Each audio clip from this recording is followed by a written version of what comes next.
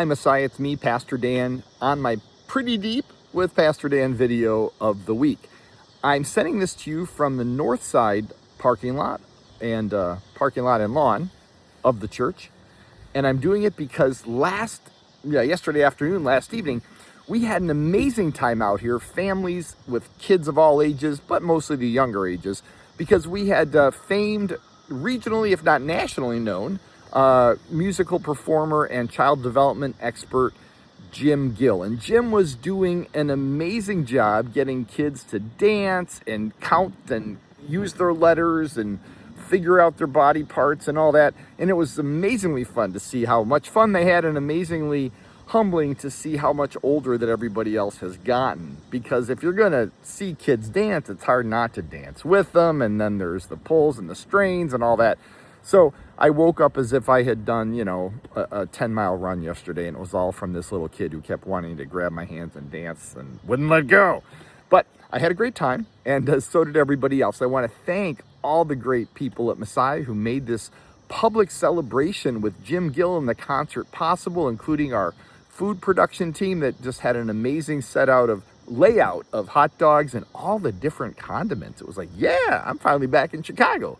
So that was a great thing, and it was super fun because our ministries and children's director, Mary Bart, had the chance to introduce to all the community for the first time, in public anyway, our brand new preschool director, Heather Fredrickson. And Heather had an amazing time, she said, getting to know everybody from the preschool that's already enrolled, getting to know parents that were still checking us out, and really getting to know the teachers and a lot of her new admin team that have been put together over the summer. We are so glad, Heather, that you're with us, and so glad you were here for your first day of work last night.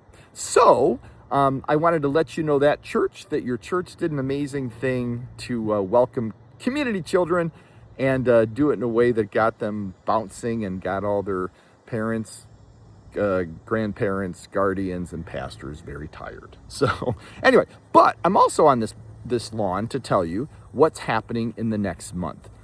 We're going to do something that I can't remember the last time I was so excited about. We're going to do something. We're going to lift the hood up on our faith and try to answer a question. Why, if so many of us love Jesus and following the way of Jesus so much, why is it not the case that everybody does? Now, obviously, people do their own things, and people have their own values and thoughts, but there used to be a time in the ancient church when in the Christian church, when we were so darn winsome and irresistible, good and healthy and joyful to be around, that people, if they had a choice of doing anything, they would spend more time with Christians and not less.